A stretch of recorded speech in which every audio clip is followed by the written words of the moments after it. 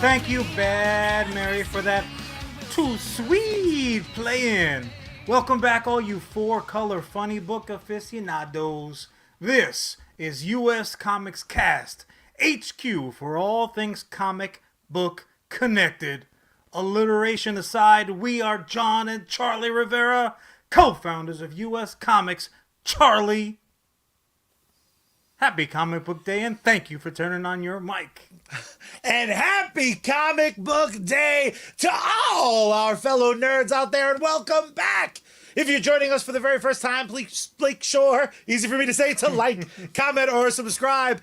If you don't, we're going to get that garlic. We're going to load up on silver bullets, and my brother is going to shine up a crucifix real nice, turn that sumbitch sideways, and stick it straight up your vampire candy ass, because it is spooky season. John, Charlie, how is Comic Book Day treating you, my brother? you know what? I could say that it is just any old Wednesday / comic book day, but I'd be a straight up liar, and that just ain't me. I have never created Star Wars. How about yourself? That is fact. I gotta tell you, I was really worried because we had a very, very special occasion last week, and that was not one, but we had two full moons, except this time, instead of being all not that sort of full moon, although people would pay good money if we turned this video podcast into a booty cast. But what's up, Stan, joining us on YouTube? Stan Lee Manley, what's up, kid? John, that first full moon brought us my new favorite werewolf, because who's dropping? It turns out my boy Werewolf by Night on Disney Plus. Joker checking in from Twitch. What's up, Joker? There are a lot of Wolfmen and Wolfmen accessories, wolf cubs, dare I say, that I would kick in the Nards. Sure. My boy saving his boy in a maze ain't one of them. John, did you get a chance to check out Werewolf by Night, and how does it feel knowing that your bubbling baby brother is always right? Because I called my shot. I said Werewolf by Night, if they're allowed to just wolfly run with it, it would be something truly special. And the reviews are in. Fours. They're just running on all fours. Ellis dropping right at the chat. It's better than Teen Wolf. Scott running around looking more like a fucking Sasquatch than a werewolf, doesn't even hold a candle to our boy. With that being said, I will sign up right now for Teen Wolf by Night.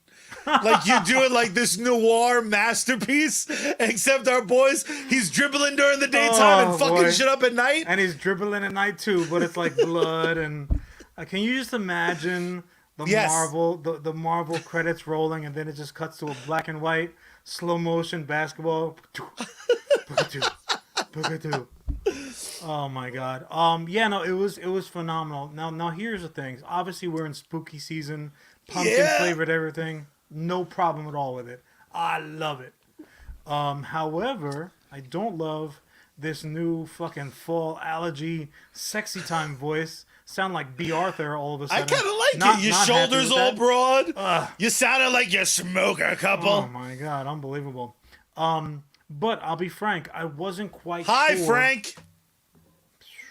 Charlie's done. Thank you for joining us, folks. We'll see you next week. So anywho, I wasn't really quite I wasn't quite sure how hands off Marvel was gonna be. We've had this conversation before. In very many instances, the Marvel Cinematic Universe is the Harry Potter universe. In that one movie, from movie to movie, regardless of who's directing it, regardless of whose story the focus is on, they tend to kind of fit in. They're clearly part of a match set, right? The few occasions where they say, you know what, go ahead and step out. Those flicks have not been received well. Like them, loved them, didn't care that much either way. That's up to you folks, the good viewers and readers. However, money talking, they haven't been super well received. So, like, you're looking at Eternals. You even look at our boy Taika's latest fucking entry. Do whatever you want, buddy. You got 2 chicks. And he was like, really? Useless Story and Thunder, because it's going to be loud, but it just won't matter ultimately. But yeah, no, that being said, I wasn't quite sure how hands-off they were going to be. Yo, these motherfuckers didn't even know they had hands. So honestly, it feels distinctly like they forgot. Like they were just, it very much reeks of like, was I supposed to check on Werewolf by Night or were you going to check on Werewolf by Night? Because right from the opening even better, credits. they're like, oh, we have like this glaringly open hole in the fucking Disney Plus schedule. And then like, here you go. Oh, cool, dude. Put it in and play it? All right, cool. My absolute favorite thing is just like... They were paws off with this project. One of my absolute favorite things about this project that I wasn't expecting despite the trailer, because it turns out I'm kind of fucking an idiot. I'm a genius, but a really fucking stupid. Idiotic. I don't like that you agree so aggressively. I don't know, but I feel like I'm going to keep, it's going to be a running. The fact that it was black and white, the fact that it was black and white, they pulled a Clerks with it.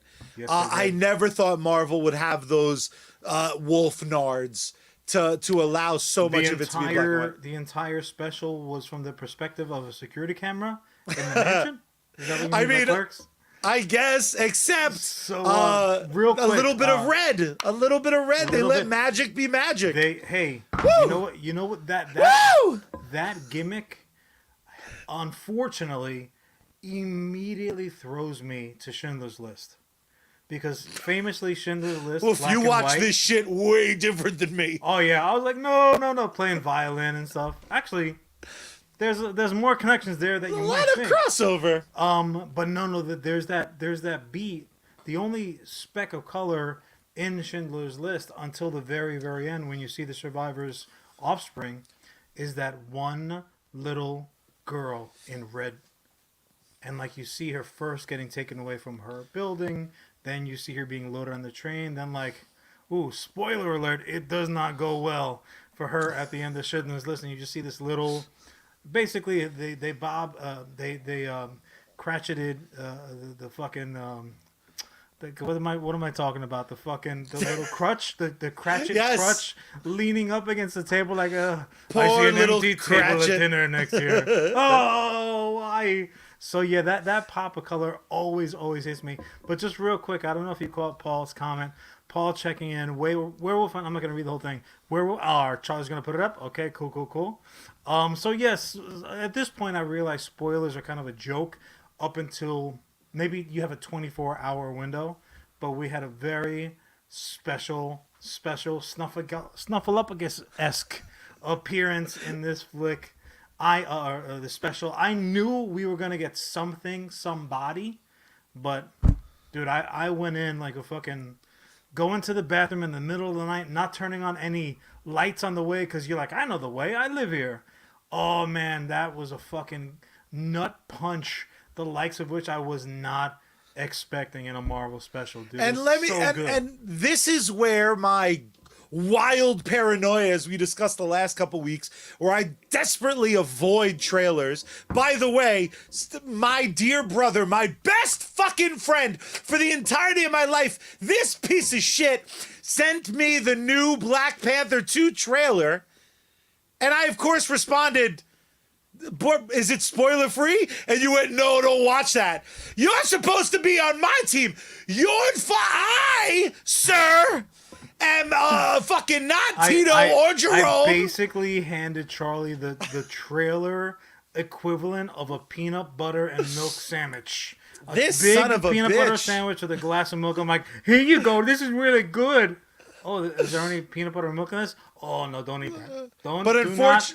Do not eat that. You are not going to be happy with me. Unfortunately, I have a new therapist, and it's also my brother, and he explained to me the virtues of, like, you got to speak up. So it's not his fault for sending me the spoilers. It would have been my fault for watching the spoilers. Well, and kudos to Charlie for having the fucking the testicular fortitude to be like, not going to watch it. I did have to delete it on the thread. I had to be like, this is too tempting. It was like someone of self-control. You left me a little bit of the blue crystal.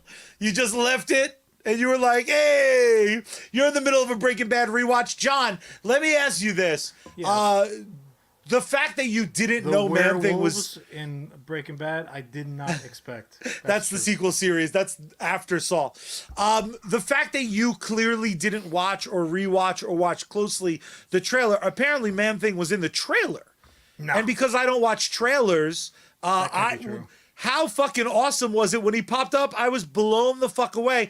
And also... Not just his depiction, which I'm They not... just drew him in real life. I'm not a huge... Oh, this doesn't visually exactly match, because especially in the Marvel verse, they all match each other. They don't necessarily match the comics from whence they came.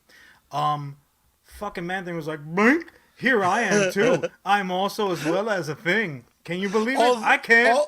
Although that's not true. That's actually translated from the. That's perfect. Man Thing for anybody who's wondering. I gotta be honest. On the bottom of the screen should we are being incredibly disrespectful. Joker stream from Twitch brings up a good point. Respect Ted. Ted is in fact the Man Thing. The Man Thing is Ted. If you know him like that, if you have a personal relationship with the man, like we do, I shall be calling him the Ted, because I think we just go full surfer gimmick. Now, let me ask you this, John. Charlie. The fact that the internet received it so well. Yeah, they did. I would argue that the weirdest shit Marvel's made to date, without question, has been the best received thing on Disney Plus, with maybe the exception being the behind-the-scenes featurette of Multiverse of Madness, where fucking Ash from The Evil Dead was the most charming host to ever host any goddamn thing. Are you surprised that likely the vocal minority, we don't know the numbers, I can't imagine this did better than some of the more mainstream fare they have to offer, but the fact that this angry fucking pit of the internet was just jaying off their desktop computers, does that give us hope? Should I be hopeful for the quality of... Okay, fair enough. I'll go back to being sad. Because you're referring to humanity as a whole, who, as we all know, is just trash. Just trash monsters running around. That's who they really should have been hunting. That's the motherfuckers that should have had their heads up on the wall, just like reviewers and influencers and just dum-dums that do TikTok. The Little Mermaid can't be black. The Little Mermaid, the shit glowing on their back. Axe plunked up on the wall. The fucking Scottish. I didn't realize that guy was Scottish until he was the most Scottish. Fucking Axeman? Was it his dress that No, I am clearly very dumb. Yeah, it wasn't until he was like Scottish from Scotland, Scottish. We have established this. He's like, I'm giving her all she's got. I'm like, cool. What are you talking about? What room are you speaking from? Yeah, you know what was interesting to me though was that was said very matter of factly. Because this really hit me. The homages that were made, right? So this was clearly intended as kind of a love letter to the original Universal Hollywood monsters, like that entire era. I'm not just even talking about the fucking black and white of it all, the heavy violin soundtrack, even the camera cuts. Dude, did you catch all the fucking cigarette burns? Oh my god, I was going to bring that up. So what sweet. A fucking throwback. Yeah, but then also as well as I was kind of afraid. I'm like, am I going to get like a quick fucking image of like a Schwartz just going to town? I'm like, oh, I started crying halfway through. I didn't know why. I'm like, oh, god damn it. Not to beat the shit out of this joke, but like proof that the Wolfman has nards. Just a 2-second frame. I saw him. There was a nanosecond. 1, 2. The cigarette burn happened. I'm like, what the fuck? Were those like goddamn Tyler Durden for a guy's shots, or like not as hairy as you might imagine for a werewolf shots? I'm not entirely sure. I think there is a considerable number of ladies who can affirm those were Rivera style nuts. If it wasn't for our new sponsor, Man Ball Razor. This is like the perfect spot for the fucking Manscaped products to slip right in there. We can edit this episode to get you right in there. Just send the checks. Get the checks in the mail. Yeah. So there was all that, but also as well as, and this is kind of what really surprised me with the Marvel stamp on this project. That they threw lightning in front of it, and then we went into a fucking bizarro world where quality was super high. No, it wasn't that. Fair enough. What it was is that they let it be as gory, quote unquote, as it needed to be. But even so, even having so the creators of this project, they kind of walked in and they looked around and they realized we've got a substitute teacher today. We can sit in whatever chair we want. They're not gonna know. I'm not even gonna think about doing homework. I'm gonna do that shit 5 minutes from now. So they had carte blanche to kind of make what they wanted to make in the way that they wanted to make it, and they still didn't go buck crazy.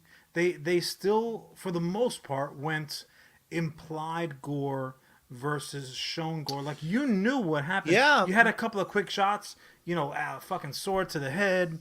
You had a couple of those moments, but it wasn't. It wasn't Hellraiser. It wasn't even Evil Dead. Like they kept it in that realm where there didn't need to be huge warnings before any babysitter put it on for the kiddies. Ellis brings up a great point, though. That black and white really does change a lot of these like organizations' point of view, as he brings up in the WWF for Heck in a Cage. They show the recaps of anyone bleeding always in black and white because there's different standards. But to your point, how much more effective was our werewolf in the night or the day, really, tearing up people in silhouette? There is something about artistic shots that are always going to be far more powerful than seeing it. And don't get me wrong, I'm a guy who loves gore. I can't wait for the next season of Invincible. I can't wait for any of that shit. There's a new Evil Dead coming out. Dropping in, film noir is exactly the appropriate term for it. So, it's very stylish. It only took and it's 3 very years, cool. But she actually got an appropriate comment in at the right time. Well done. Hey, man, it's been 2 years since she's had a cell phone. That woman is catching up quick to technology. What's funny, though, is she knew most of those monster hunters in real life. Back in the 1740s, she was telling me when they caught Nosferatu. Yeah, she dated Nosferatu Charlie, once. I'm going to miss you, my brother. But yeah, no, for sure. Now, here's the funny thing. This, to me, at least. Funny. Is it when that one guy got his head peeled back? Oh, hilarious. Nope, again, was not that. Charlie is old for Tizu. But no, the throwback of it all, like they were referencing stuff that had been done, obviously, decades and decades and decades ago. However, a lot of the times, the choices that they made were kind of like, well, we have to make this choice. So a lot of the practical effects that we ended up getting over the years that really kind of last, they stand the test of time, is because they didn't have access to the technology that we have now. So it's not as if they were taking this highfalutin fucking stance of like, no, we're going to do it this way and have the blood pump out by hand and then somebody's going to be sitting under the table getting farted on the whole time. No, they did it because they had to do it. And probably the prime ultimate Mount Rushmore example of it all is Jaws. Yes. Jaws is uber effective because for the most part, they don't show you shit. Until literally the third act of the flick, when it's in essence too late, they did everything they wanted to do with implied violence, with the fucking music, this and the other thing. But that wasn't on purpose. Yeah. That was not what the shooting script said. They did it that way because the shark, Bruce, I'm talking about you mechanical son of a bitch, he didn't want to work. He's like, nah, equity 5, son. And so they ended up having to do things a certain way, but it was that's why that movie, the movie ended up better for it. Yeah, well, that's the problem. Is like it wound up better than nothing, I guess. But we all know seeing that shark for the entire runtime would have made a much better film. It's why I'm looking forward to the remake this summer. It's going to be great. Charlie CGI is going ahead and just go ahead and tear up your resume for potentially directing the first USComics feature. Never gonna happen. Just all special effects. But what's funny is so you bring up Bruce, and it's a great fucking point. But also this production And it's funny that it's kind of a month after hearing how horrible Disney is with their special effects artists, having them do something, redo it, do it again, change this, change that. Werewolf by Night avoided that with Man-Thing because they made fucking Man-Thing. He was on set. They had a Man-Thing wasn't it crafted. When did you watch the credits? I'm pretty sure. Like I tend to watch. Oh, I'm not saying he wasn't CG at all. No. It was like Man-Thing played by himself.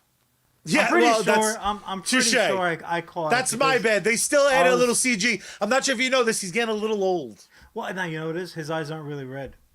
They're actually a very pleasant chestnut brown. Also, it's funny. He's a slightly different shade of green. They didn't want to offend any other Man-Things out there, so they made him. Ellis bringing up another good point. Deep Blue Sea truly is Jaws perfected. John, let me ask you this. Stan, tear up your resume as well, sir.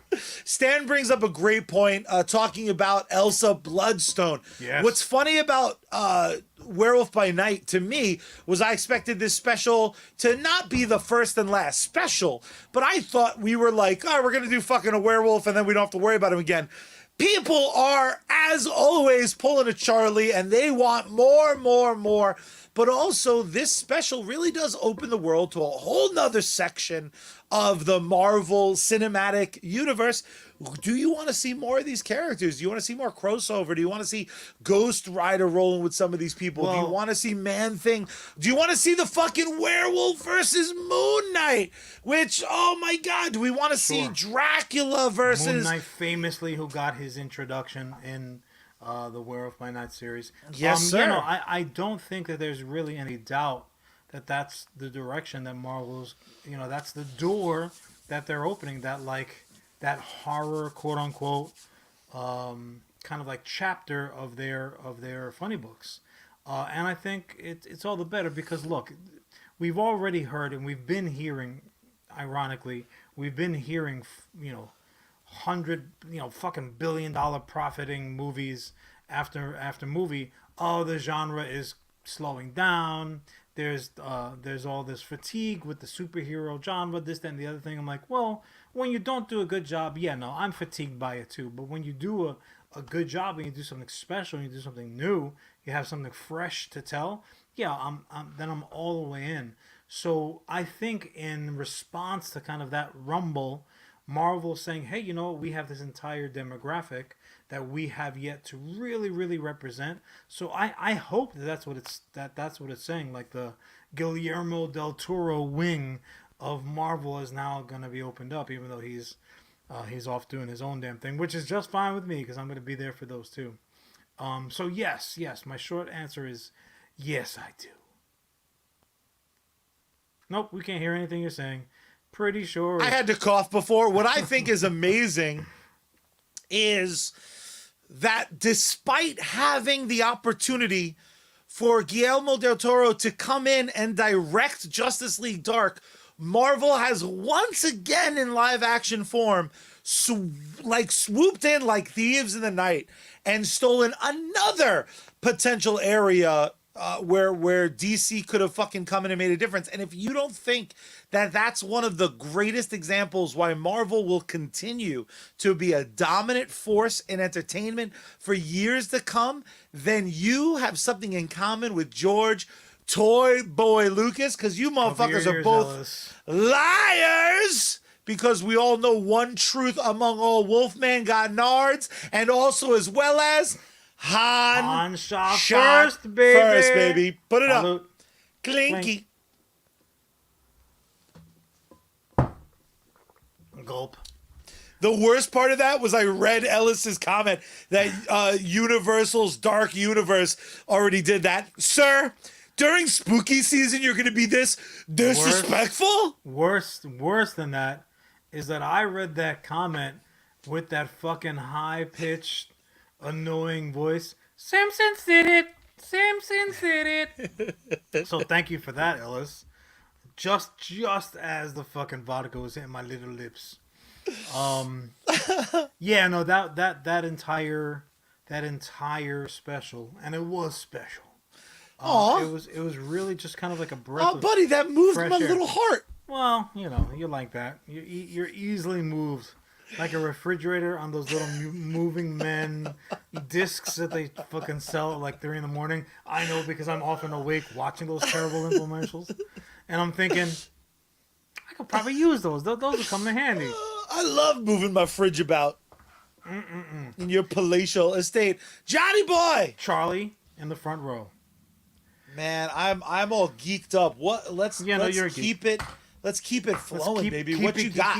So you were talking about a certain somebody's kind of swooping in and like beating people to the punch and like saying, "Hey, that's a good idea. Let me go ahead and give myself a try. Let me give it a crack at that." So let me ask you this, and once again, I'm going to beg you to fight off like the werewolf inside you. I'm asking you to fight the urge to sarcastically answer. Fair. If I say to you, Give me the strength, Lord. here's a character. It's a kid character. He's a kid going about doing his business, living life the best he can, like the facts of life and Mrs. Garrett. And he comes across a very powerful magic wielder that imparts upon him this amazing magic where he just says a magical word and all of a sudden he's a superhero, bigger than most, a powerful, yeah, ESPN has some recommendations for me, but I'm not going to listen to them right now.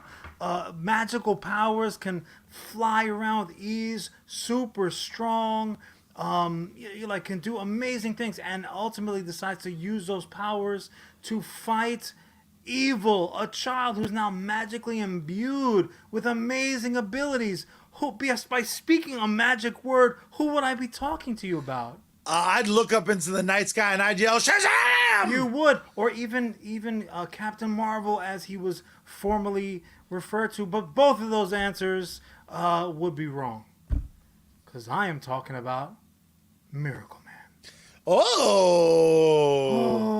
Miracleman. Guess who's back? AKA Marvel Man, because the ultimate in irony. I mean, this has got to be fucking #1 in the comic book irony handbook. Superman rolls out like, "Hey, good job, young Jewish teenagers. Thank you for your creation. We're gonna pay you in about 50 fucking years." Superman comes around, game changer. Superman is #1 with a bullet that just bounces off his chest. Yeah, maybe he can't fly yet, but he could jump like a motherfucker, just like Hulk. Superman takes the world by storm. The kids love him. Men want to be him. Women want to be with him, and some men too, right?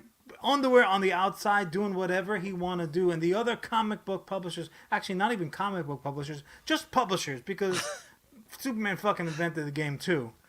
They said, I'm really appreciating all that money that you guys are bringing in there. So let's go ahead and let's us come up with our own Supermans. yeah, great guy. Like, yeah, let's come up with a couple of Special red, Steve. white, and yellow mother suckers, and we'll cash some checks too, little kids with your sticky ass nickels. So That little boy got a nickel. ironically, of the many copycat characters that rolled out on the fucking red-booted heels of our boy Kal-El, maybe none was greater than Billy Bastion himself, the big red cheese, right? Yeah, they changed up the color scheme a little bit, and they said, hey, he's not from another planet. His powers are magical. What about a rope for his cape? So he, yeah, it's good, fancy. So here comes now Captain Marvel, and he's doing business like gangbusters, to the point where DC says, hey, you know what? Hey, fuck you guys. That's kind of our money. So I'm going to go ahead and need to see you in court. And they sued the bejesus out of the folks at Captain Marvel. And they won, because obviously it was a clear fucking analog. No, but of this Superman. one's sometimes a tiny boy. Shut the So fuck they up. say, you know what? In like the absolute best episode of Divorce Court ever, they're like, hey, congratulations, you win. Here's all the money. The judgment is for all the money in the universe. They were like, well, that's awesome because we can't fucking pay. So here you go, DC. And they handed him the character. That's how Billy Bastion earned his DC fucking hall pass to get into the building. Now, the funny thing, to me, again, the ultimate funny thing is, sometimes if you're Pepsi and Coke kind of established the game, just around the corner there is a fucking RC Cola who's like, that gives me a great idea. Your ripoff gives me a great fucking idea. And all of a sudden we get maybe the most handed off, like this guy, he would have been like the 50th fucking lap in NASCAR of fucking handoffs. He was handed off time and time again. Now we just refer to him as, of course, Miracleman. At one point he was Marvel Man. What a fucking terrible name. Look, Charlie, man. Superman's my favorite character, though. When the bills come due, man, you got to do what you got to do. You lean over. You got to copy somebody off the test if you didn't study. Quick, I don't know quick. if they studied, but Off I gotta the top. know. Over the top of your head. MM as initials for a superhero. Go. It's a guy. Go. Alliteration is everything. I keep on telling you. So, Charlie, let me ask you. Marxist Mike. Before I go, no, that's a bad one. So I gotta ask you, how familiar are you with the adventures and misadventures of not just Miracleman in real life, but in the 4-color funny book pages? We had a pre-show meeting, and you were like, I'm going to talk about Miracleman. And I went, oh, fuck. I got to read some Miracleman. Charlie said, great. I can't wait to learn all about him during the show. Yeah, so I read the shit out of issue 0 that came out on October 5th. My comic book guy said, what now? And I was like, Miracleman number 0, please. And he was like, this doesn't match anything. I'm like, Miracleman number 0! Exists. I promise. So, yeah, so we'll get there. So, again, Fawcett Comics. Not too much, buddy. Fair enough. So, Fawcett Comics was the publisher, the U.S. publisher, which is important, of Captain Marvel. Ends up getting discontinued because of that lawsuit with DC. Len Miller was the fucking cat in the background. I was like, so I'm going to go ahead and put out some books, but I'm going to go ahead and I'll do it in the UK. Because over there, all fucking bets are off. You saw Pirates of the Caribbean? That shit was real, but it was for publication rights. So they said, hey, you know what? Let's go ahead and just, we'll just print reprints and we'll fucking change some names around. And it's still good. The fucking dumb English with their goofy teeth, they don't fucking know. They're still wearing shorts with tall socks, and it's like fucking the middle of winter over there. So they changed a bunch of stuff, and they ended up calling him. What the fuck did they call him? Not so much Captain Marvel. Marvel Man was one of the monikers at one point. But they were like, wink, wink. It's still Captain Marvel, guys. Like, don't even fucking sweat it. So, like, they made him he was a reporter, and again, alliteration. Mickey Moran. He like, oh no, he meets an astrophysicist. See, what happened was, it's not just magic, it's the space powers. Oh, that's where you get your space powers. This just sounds like an asshole kid on the playground when you're playing superheroes, and you're like, I got super speed, and then I'm like, I got super strength, and then I'm like, I got heat vision, I can hear dolphins, I can summon astral projections of me. Like, motherfucker, we all chose one thing. I can win in a lightsaber fight against a completely trained fucking Sith Lord, even though that's not what they call him. But also, as well as every dead Jedi talks to me, whether I'm related to him or not. Skywalker. My last name is Skywalker because I said so. What was Yoda's last name, motherfucker? Not everybody has last names. Just because in space, imagine, not to go completely off, but that fucking bitch in the desert is like, what's your name? Your full name and your social security number. What are you doing here, bitch? That's the fucking mom was bitch in the fucking desert. What kind of tree nuts are you allergic to? So in any case, the fucking company stops publishing altogether. Now we're like 1966, and Warrior rolls around, and it's at this point then the veritable Alan Moore gets involved. Now, Alan Moore, as we all know, is absolute comic book royalty. Look, the truth of the matter is that sometimes the dustiest, most easily discarded, unused, bad reputation having properties end up yielding the best shit. Why is that, Charlie? I'll throw it back a little bit. Why do you think that Werewolf by Night was so universally fucking well received? Yeah, granted, the project was beautifully fucking done. It was expertly handled, and they had an idea in mind, and they executed it verbatim the way they saw it in their mind. Yeah, no, that's huge. That's maybe 99% of it. But that other 1%, Charlie, is because there was zero fucking expectation, man.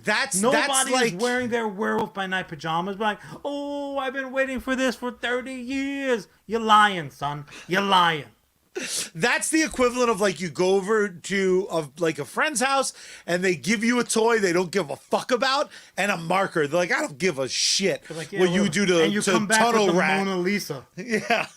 They're like, oh shit, you did this? Yeah, this is mine though. All the stuff is mine. You know that, right? Just waiting for the next fucking lawsuit to hit. So they're telling they're telling good stories with an easily discarded character for the exact same reason, Charlie. Nobody really gave a fuck. You couldn't ultimate screw up a fucking freedom, yeah. Of a cop. It was a photocopy of a photocopy of a character.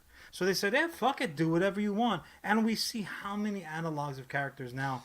We play that fucking game. I was just having the conversation, Superman, Man-Thing, or fucking Swamp Thing, thank you very much. And ironically, Man-Thing looks more like he just pulled out of the swamp than fucking than Swamp Thing does. Anyways, I digest. But in any case, in the mid-'80s, you get another fucking name change. And they're like, look, as long as the first and second name starts and then, we really don't give a fuck. We honestly, are very pot committed to this very simple logo. It's totally fine. And they Eclipse Comics just start reprinting the fuck out of everything because like, man, dum-dums, they'll pay for it again. Why not? Why not? Yeah. Like the guys at the Blu-ray industry are like, oh, this is fucking brilliant. Great idea, guys. So 4K Ultra Mega Mix. So now you're getting a wider visibility for the fucking for the more stories, and like, oh, this is actually really fucking good. I just imagine they're like, reprint that bullshit. Then they're reading it. They're like, holy fuck, yeah, we've reprinted gold. We didn't even print them in the proper page order, and it's still fucking one of the best books out there. Now, like, is this better out of order? They said, look, we've kind of got everybody's little juices flowing.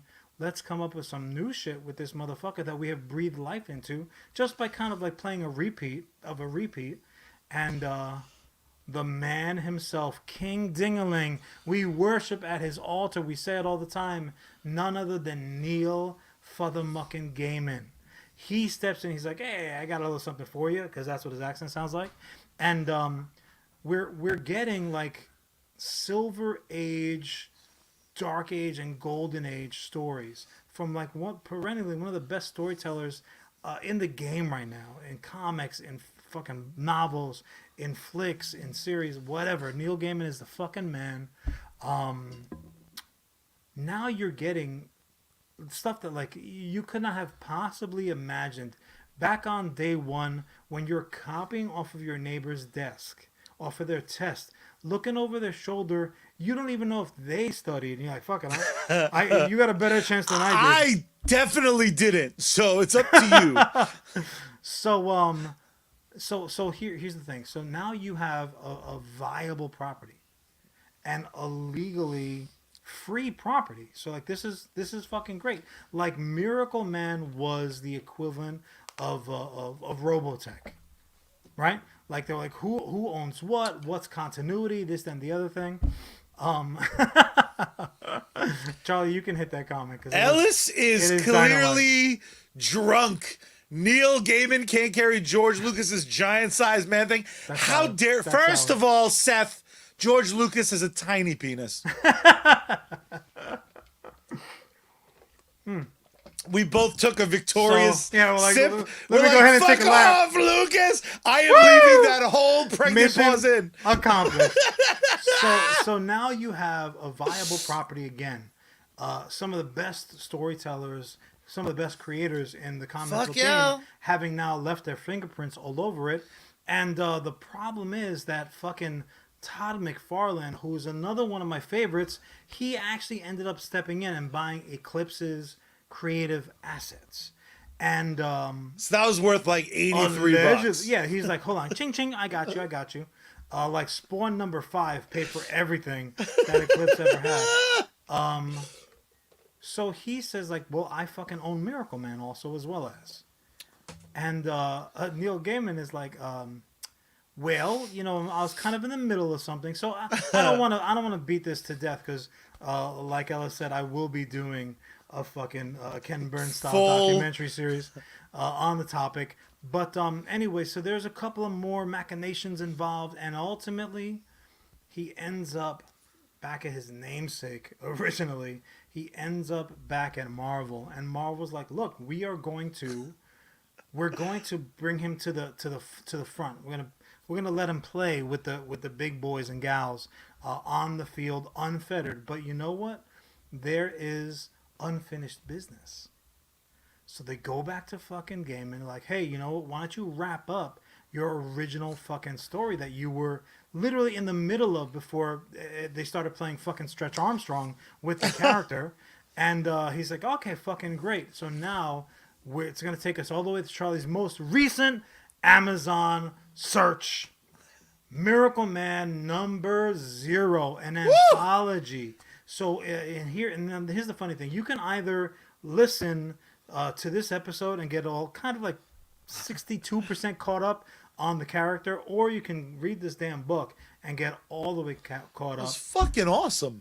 It was just outstanding, and honestly, I say to It made me cry though, because I'm a little bitch. Silver Age comics.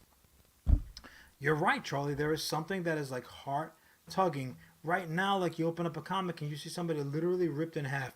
You see backs being broken. You see cities fucking decimated, and you're like, huh. Like it's all very ho hum at this point. Fucking Galactus farts and like takes out an entire system of planets. Nobody really cares. The stakes are impossibly fucking high.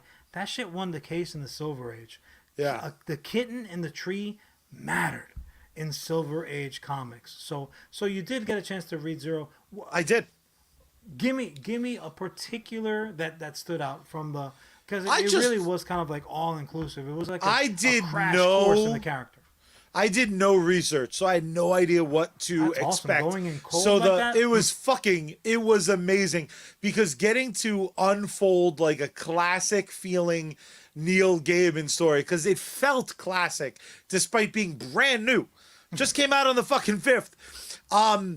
There was something about the way that character getting to kind of live inside of his head for a whole issue, and then to see versions of Miracleman in such a unique way, and kind of seeing a version of Neil himself in the 4-color funnies, who's like this amazing hybrid panda with Alan Moore, because clearly there was grumpy aspects that reeked of. Here's the thing. Awesome! It's unexpectedly wonderful. Anybody who fucking Alan Moore. Can Alan Moore stop saying that he doesn't think adults should read comics? Like, we get it, brother. Your fucking opinion has been duly noticed, fucking noted. I still disagree with you, dum-dum. Like, your fucking books are some of the best books, period, that I fucking read. And I'm not talking about the nudie ones that you did with your damn wife. That shit's for effect. Enough. Like, just... But stop. You know, He's Twitter. Just his beard alone can get him on the fucking, can get him a story on page 1 of Comic Book fucking Daily. Like, can you just stop? Because truly, his work is like anything he fucking touches gets hairy. And B is just fucking, like, you have to put it to the top of that fucking genre. So, yeah, Alan Moore also, as well as, his opinion is irrelevant in regards to the comic book medium, but he fucking makes them comic books like He fucking does it. That's nice, the problem. son. He's like my favorite cousin who has all the wrong fucking opinions. He's just Chalupe? Chalupe, just trying to ruin Thanksgiving. It's his own. It's honestly, it was his parents' fault for naming him something so close to a Taco Bell fucking item. Like, if your name fucking looks like at one point a Chihuahua said that he kiddos you, you're gonna end up having issues growing up. That's just fucking how it is, man. But yeah, so in any case, guys, I highly, highly recommend. We don't as often, I think, as we should talk about straight fucking comic books here on this comic book podcast. But this is not just an informal fucking Ken Burns style documentary, USComics entry. I'll work on that one. It is also as well as an unmitigated fucking request that you guys go out, purchase it, get yourself caught up. Gotta support the Goodreads. But also as well as fucking Miracleman, he gonna be running up in the business of all your favorite and probably some of your least favorite Marvel characters. They are going to have to contend with yet another Superman by way of Shazam fucking knockoff. Yeah. With just the cutest spit curl. Just dead center in his head. Adorable. Just Goldilocks fucking glowing in the brains. But anyone who follows Sentry knows that it is a fucking good thing. Sometimes you gotta be careful what you ask for. Fact. Word. But look, the bottom line is this, and this is, I realize, a multiple bottom line topic. I have been waiting for this cat to show back up, to get back to the forefront. Just like I've been waiting for Charlie to tell all the good people at home how we go about paying our bills. We know how Fawcett Comics did it. They just fucking ripped off whoever the hell was popular at the time. We go about our business a different way. Charlie, tell them where we at. Tonight we are brought to you by Unreliable Mattress. These are mattresses in a bag that I've never... No.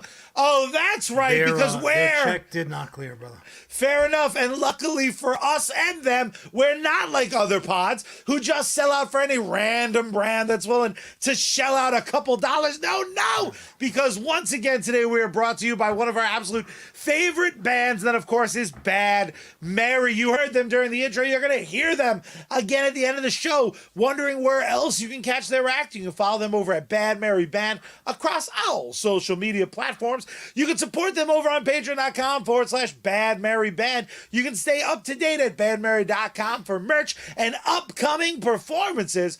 My absolute favorite part is their entire discography, John, is available on every single music streaming service. So if you have a way of listening to digital music, bam, you got all of Bad Mary. Except LimeWire, because fucking those guys. I have bad news. I put all their shit up the other day. Son of a bitch. I got another question, though, Charlie. Where we dropping with Sergeant Finesse? Oh, it's true. The Sarge is gaming on both Trovo and Facebook. Multiple streams every day. Outstanding video game content. Supporter games, co-streams, giveaways, contests. Don't be a sucker. Check him out today. Because when the Sarge is on deck, you salute, son. GG's. I can't stop playing that fucking mobile game, bro. Like, it's going to be a real problem very, very soon. I mean, I don't know if your toilet bowl can handle you spending 12 hours a day on it. Fucking Brown Eye McFly definitely can't. Oh, my God. Well, as long as that brown eye stays brown and doesn't turn a delicious crimson red, we're in for good news. Oh, I'm sorry. Did I say delicious in regard to the color crimson red? Well, what if I sprinkled on a little bit of gold, baby? Because the man is back and he is in gold and red. And I, of course, am talking about the man without fear with the most ham-handed transition of all time. John, my boy, Matt Murdock is back in costume. We got the lawyer in all his ketchup and mustard glory.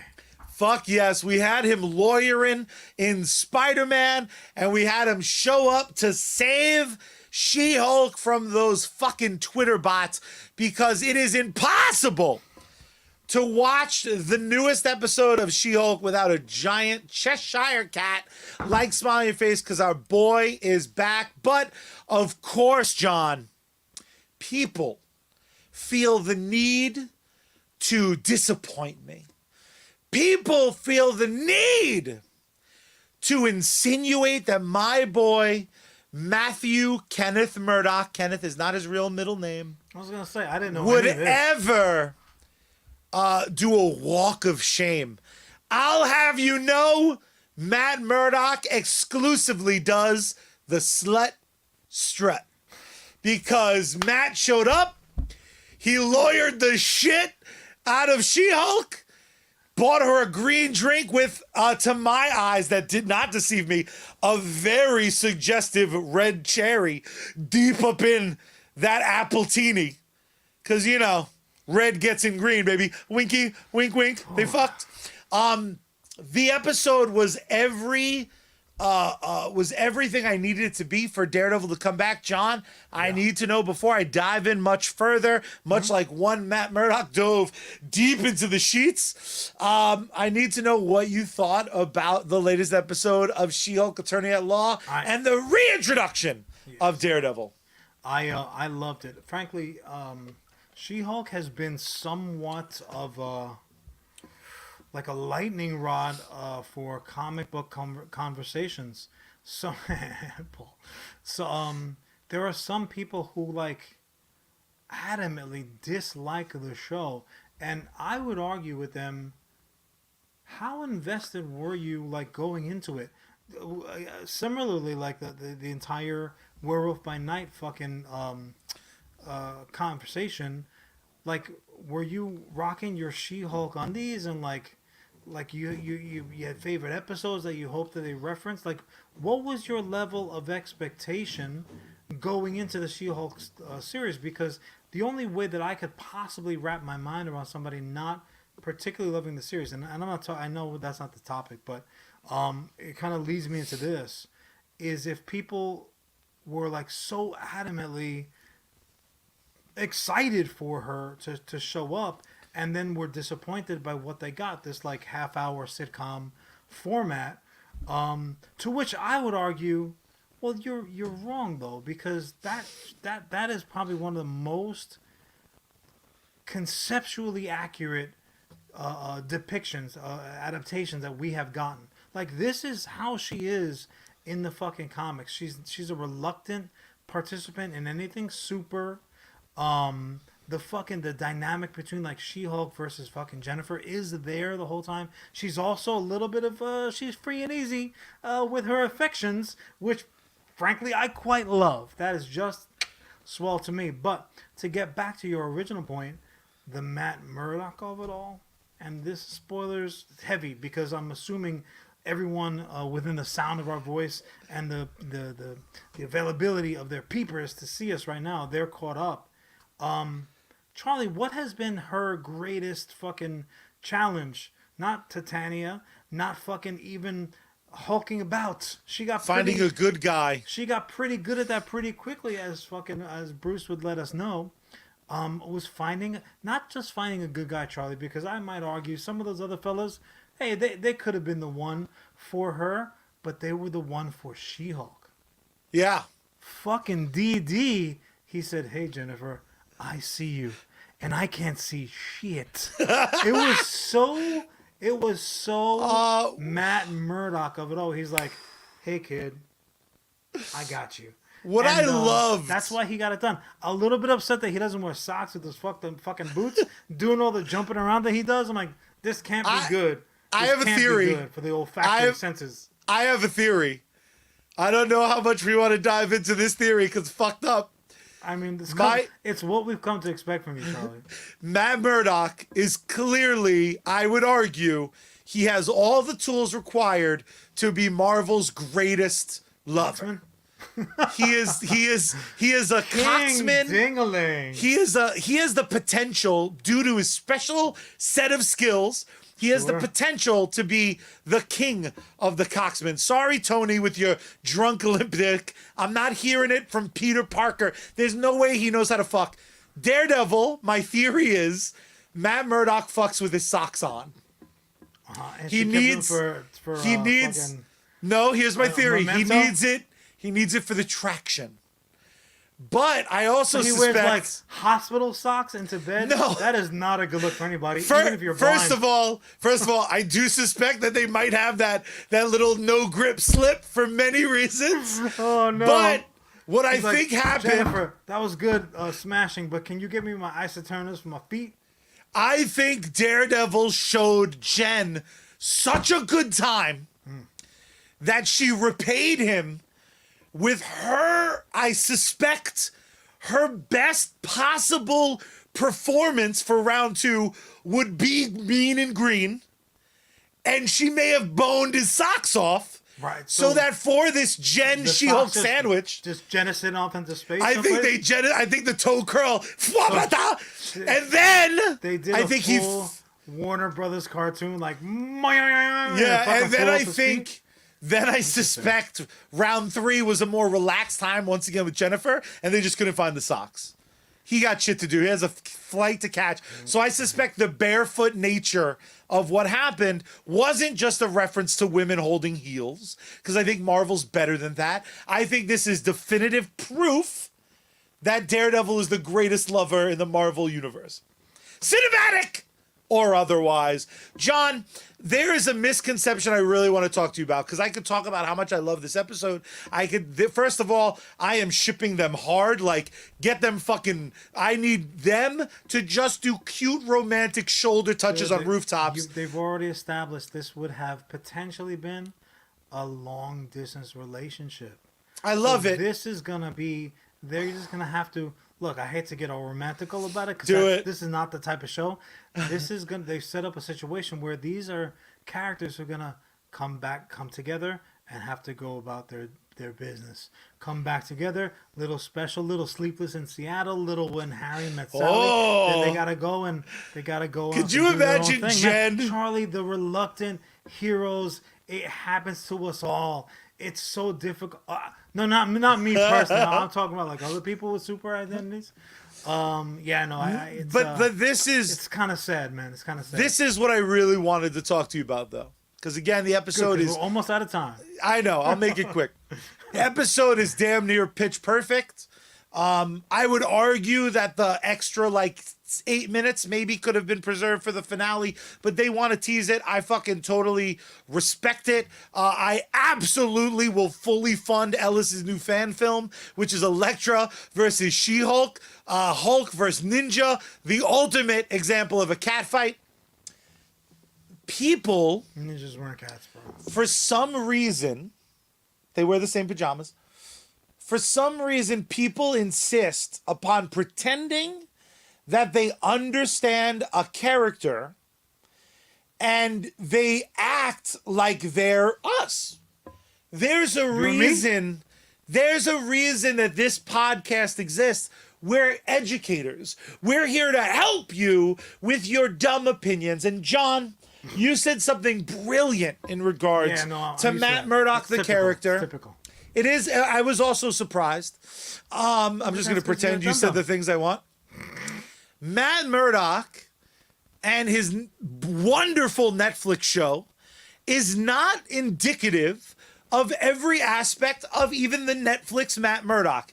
Matt Murdock is not a miserable person. Matt Murdock is not an emo person. Matt Murdock isn't even an unhappy person. What Matt Murdock is, and it is a core tenet of the character, he's blind. He is blind. Just as important as his blindness is the fact that he has tremendous Catholic guilt. When he was flying back to New York, you know what he thought? He thought, where the fuck are my socks? You know what his other thought was? His other thought was, should I have made a breakfast? Motherfucker, a guilty conscience is his main superpower. Yeah. But people who were upset that he had the audacity to smile or be charming, listen to me, you emo Twitter fucks. Nobody who frowns all the time gets tail the quality of one Matt Murdock. All right? Stop trying to be like Dan Bilzerian, you fucking losers. Matt Murdock absolutely can be happy. Matt Murdock absolutely can smile. Matt Murdock is a fucking cocksmith. How dare they misidentify a character? Please, Let the people know what you told me, and let me know if you don't remember. I'll remind you. Yeah, no, you kind of went to left field. I wasn't Sorry, quite sure you what said you were brilliantly via text message. You said no character that is that has the potential to be long lasting can be completely one note.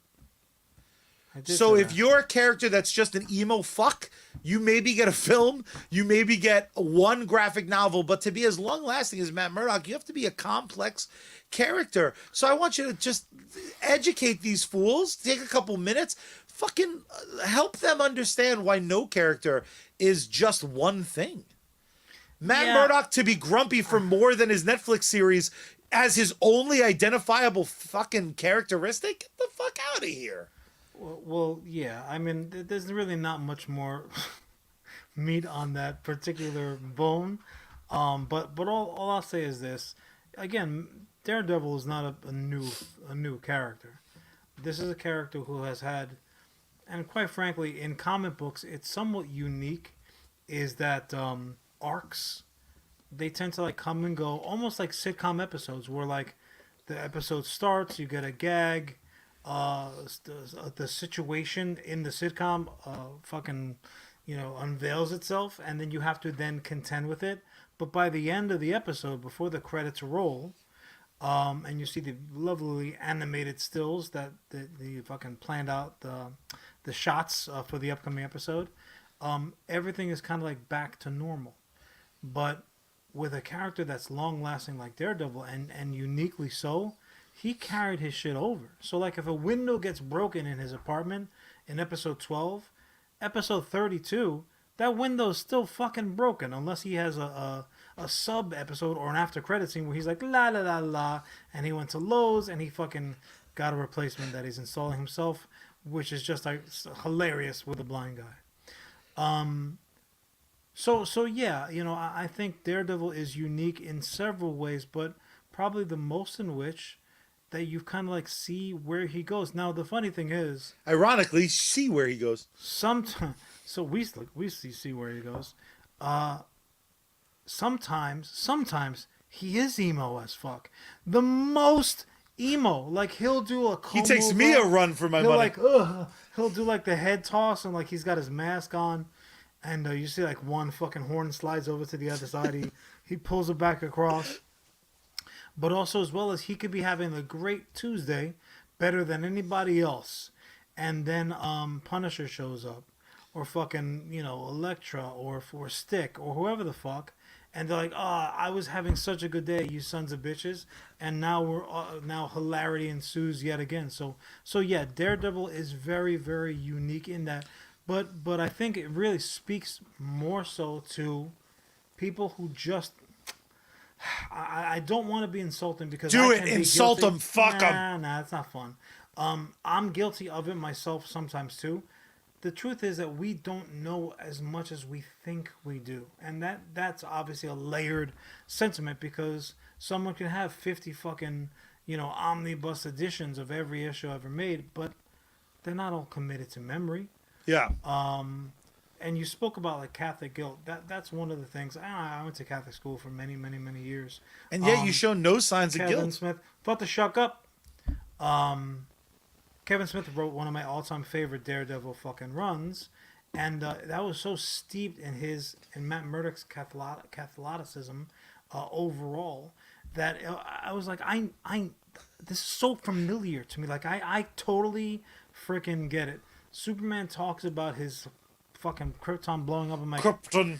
I do not have a frame of reference for that. I can only imagine it must suck. But like, Daredevil getting all these signs. I'm like, oh shit, I read that page in King James too. Oh, son of a bitch. So I think that there are multiple elements of Daredevil that are very relatable. But yeah, no, I love the fact that you latched onto. You're like, yeah, not 100% emo all the time, huh? All right, I'll run with that. That sounds great. I would argue when it comes to trying to fucking ruin bed frames with She-Hulks around the greater New York metropolitan area, I think I charm the fuck up when I need to. I bought a couple Appletinis for bitches in my day. Enjoy this. I fucking dare you. What did you think about, and again, relatively quickly, the execution when they had a hallway fight scene? It felt like Marvel giving me the huggiest hug that ever hugged, because they were like, nah, baby, it's still kind of that guy. Like in the multiverse, that it turns out is pretty mad. This Daredevil, very similar to the Netflix Daredevil. One thing I said to you, man, he is moving like classic comic book Daredevil more than I feel like he ever did in the next. Talking about? Physically, they let him fucking full Daredevil it. He has such a fucking like gymnast sensibility. He's so much like looser, for lack of a better term. His flips seem a little bit tighter and more exaggerated. Wearing the Ben Affleck fucking red leather motorcycle suit, sleeping in an ISO fucking barrack hot tub. I totally get it. Matter of fact, one could speak to his literal new suit that he fucking got from the Jacob the Jeweler version of Marvel.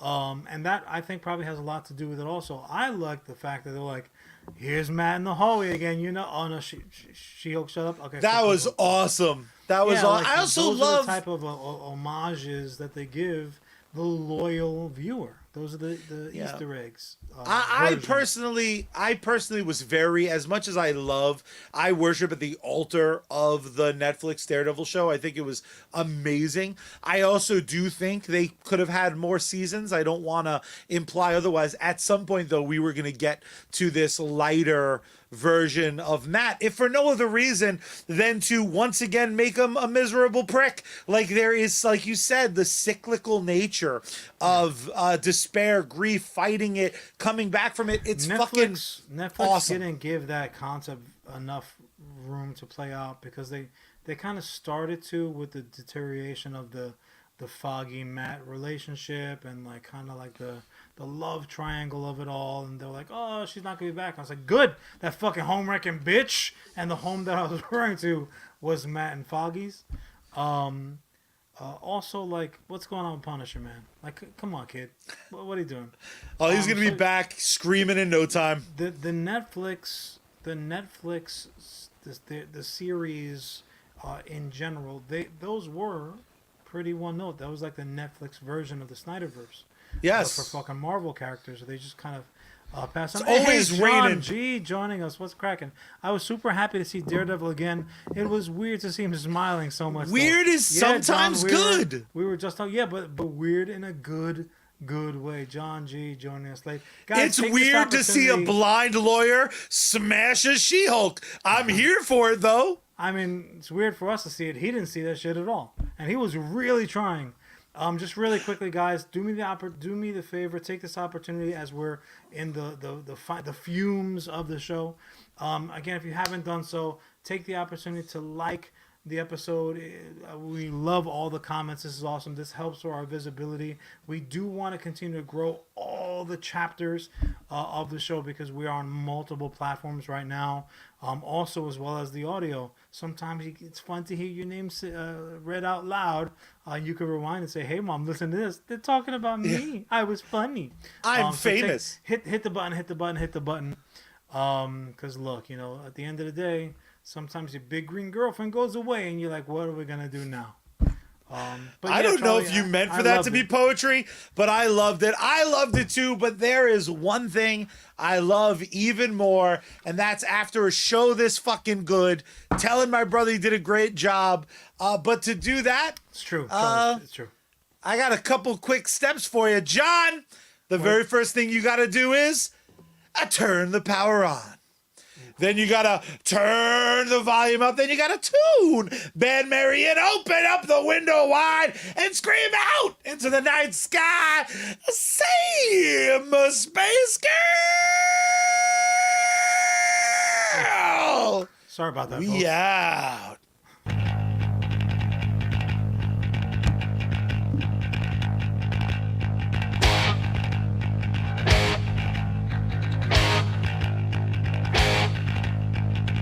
It is the morning now, the world did not come down. We've gotta face the shit we've done. No more Facebook likes, no more instant spite. We've gotta face what we've become.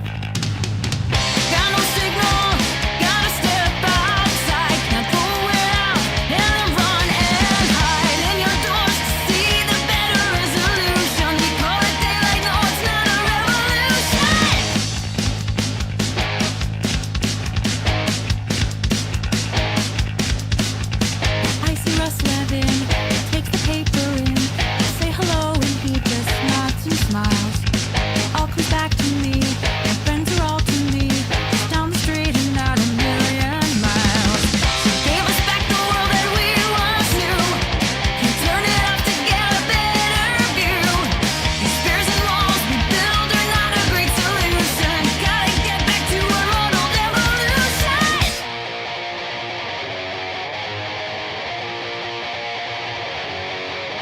and we